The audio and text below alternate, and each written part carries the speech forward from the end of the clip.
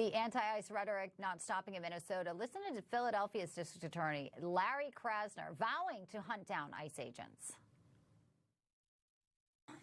This is a small bunch of wannabe Nazis. That's what they are. In a country of 350 million, we outnumber them.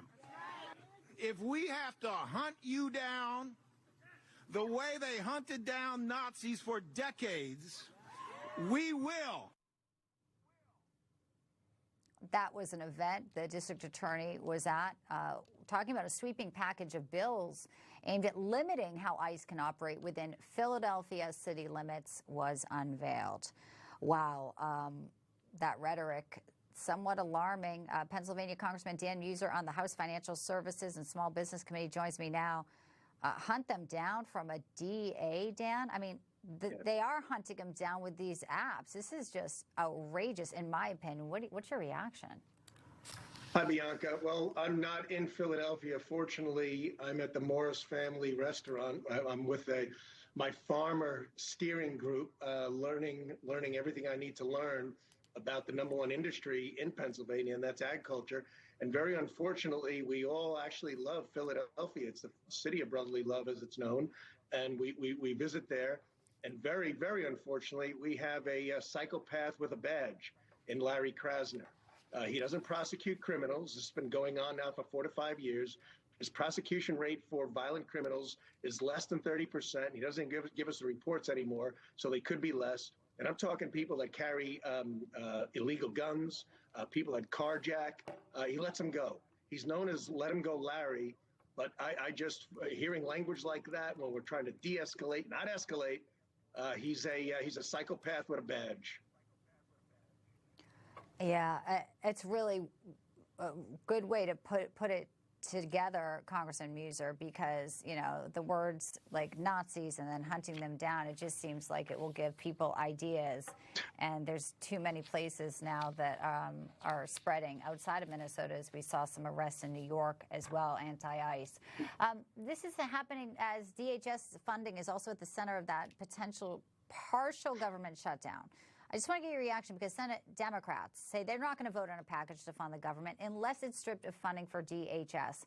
I know a lot of the other appropriation bills have been funded, but this is a partial shutdown. And again, political partisanship over ICE agents enforcing immigration law. Americans are the ones who will feel the brunt. Yeah.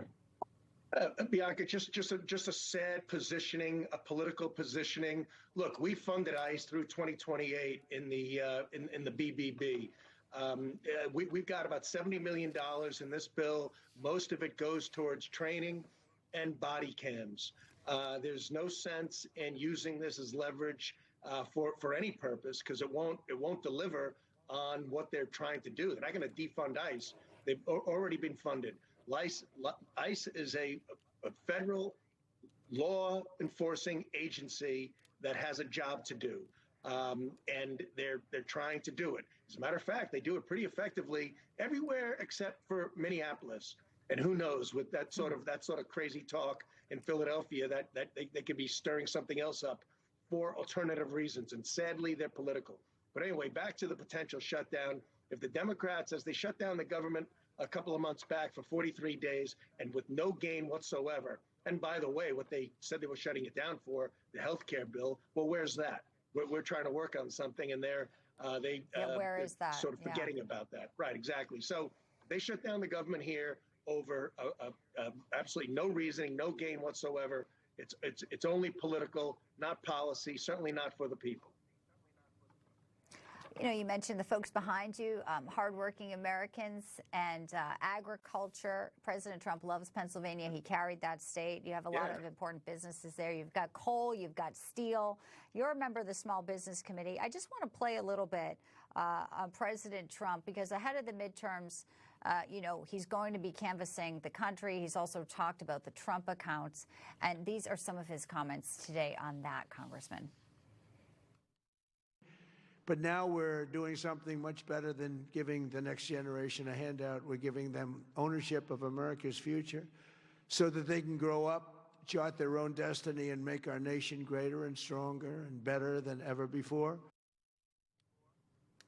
Newborns, $1,000 immediately. I mean, it's a beautiful Right. thing for so many families. Your reaction to today's big event? I love it. When it was in the BBB, I thought it was a great idea. I told the president just really out of the box thinking. I mean, making young people and families, the 25 to 35% that don't participate in the markets, if you will, now have a piece and ownership in the American economy. And this is going to grow by the time they're 18. It could be with some additional contributions upwards of $50,000, $100,000. It's just such a great idea. And he's bringing in these other very wealthy people about what Michael Dell did, $6.2 billion, amazing. And what they're doing in Connecticut, Delalio to sponsor all Connecticut, and other businesses are catching on. It's just so positive. It's so meaningful to so many. So I love it. It's a great idea.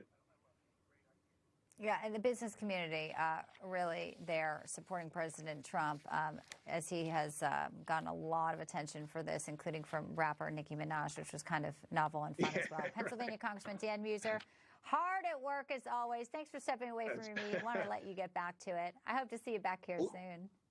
Thanks, Bianca. Hey, how about farmers? Farmers, how about it?